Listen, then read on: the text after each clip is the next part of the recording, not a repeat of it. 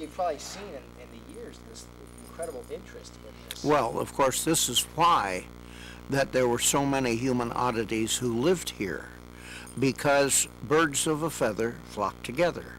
And when we had 50, 60 human oddities who lived in Gibsonton, and they'd walk down the street, and the other people who lived here, they were oblivious to them. You know, they just were part of our population. Everybody knew them, and you didn't look at this person as a midget or as a giant or as a fat person or as an armless person, whatever.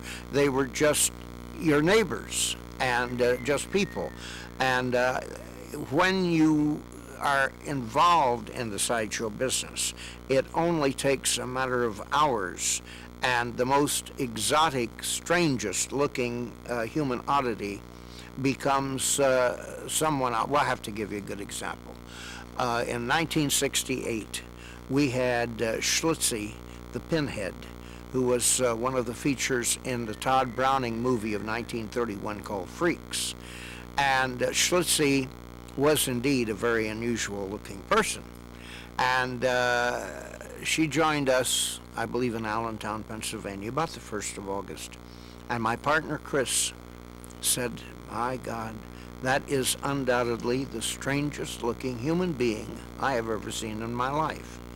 We closed the season in November in Tallahassee, Florida, and there were always people who would congregate and stand around Schlitzie's stage, you know, and Chris said, "Why are people always standing around gawking at Schlitzie?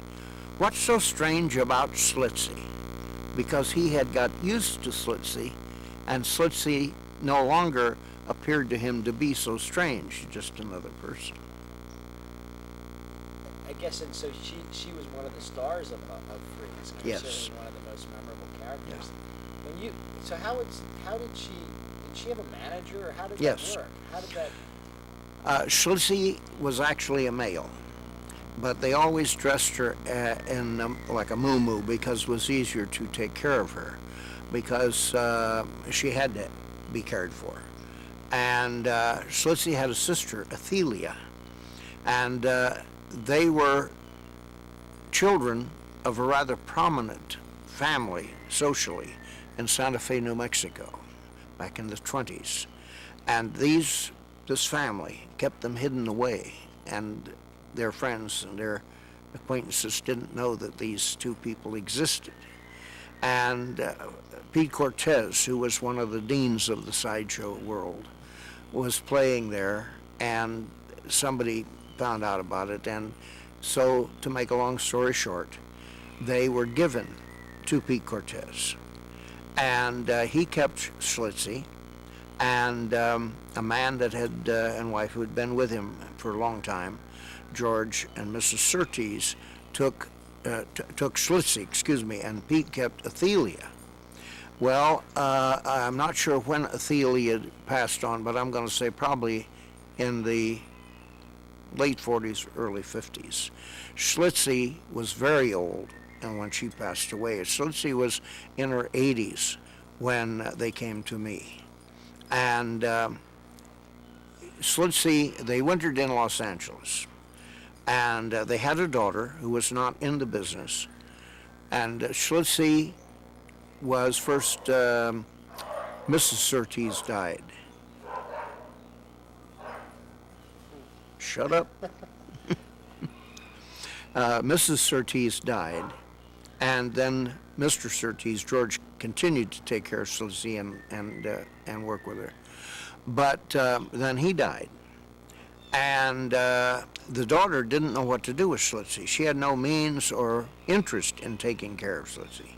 So she took Schlitzie to the county hospital in Los Angeles and kind of just gave him, you know, here's Schlitzie.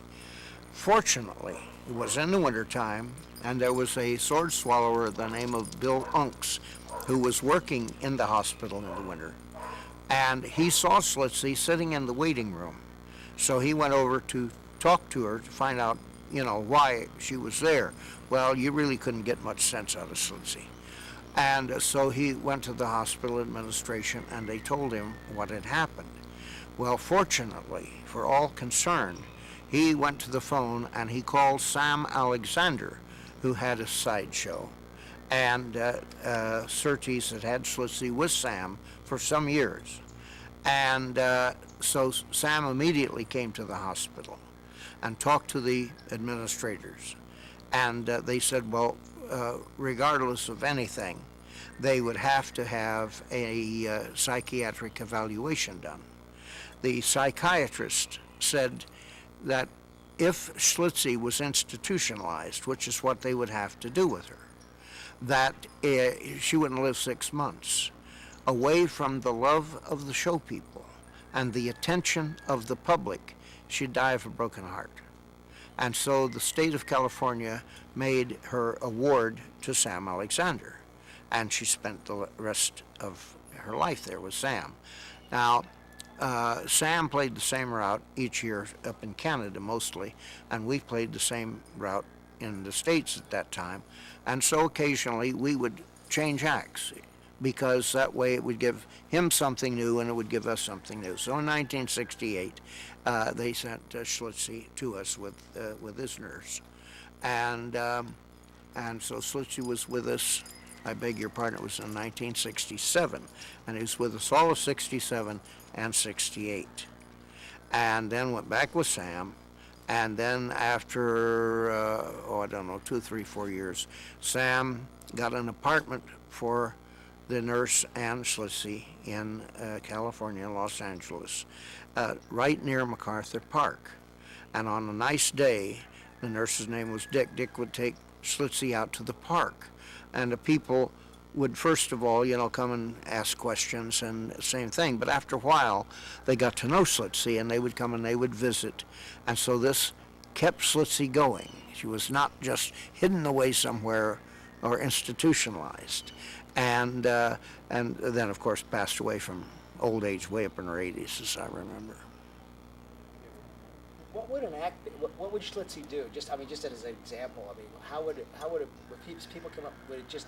She would just sit there? No, I don't remember that Schlitzie did much of anything, but they would talk on Schlitzie and lecture on her, and then they'd make some remark about, do you see any man in the audience that you like? Oh, I like him over there. Yeah, okay. And Schlitzie would hit with 2 fingers, hit the other hand, and he'd say, you see, and then he'd laugh. And so it was entertaining. You have to do more in a sideshow than just say, here it is, it's strange. I believe you have to entertain the public in some way. So pinheads were a very popular attraction. Yes. There was 3 black children. That was Chief, Suki, and Gutchai, 2 men and a girl, who were very popular in the sideshow circuit. There was a lady who had been a dramatic actress, was a Broadway star, and got crippling rheumatoid arthritis and could not work on stage anymore.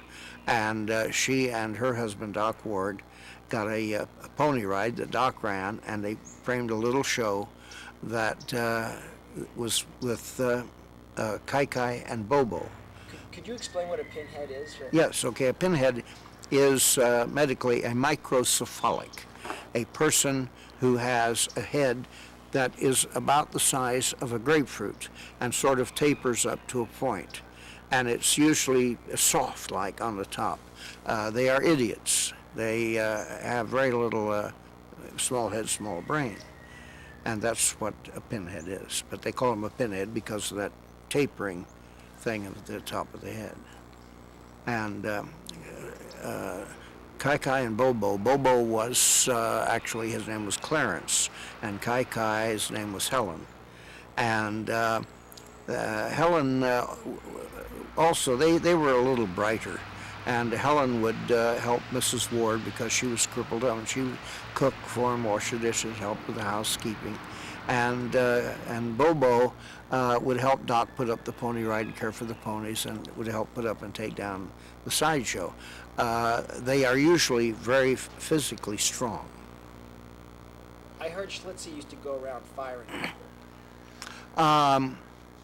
Schlitzie did a lot of funny little things, and one of the things was she'd say, "You're fired. You're fired. You see? You see?" And she used to, if she was sitting on the stage and no one was around, and she'd see some ladies in the audience, and she'd call them over and get them up close to her, and she'd say, "How are you today?" And "Oh, we're fine." "Oh," she said, I'm not well at all today. I am so tired. I had to get up at 5 o'clock this morning and had to do the laundry for all the ride boys on this entire carnival. And you see that man over there? That's my husband. Oh, he's such a fine man." She'd pick out anybody might be in the audience, you know. And this would go on for maybe 3 or 4 minutes. And finally, the ladies would realize they were being had. And so now they'd look around and kind of back up and, and get out of the way, you know.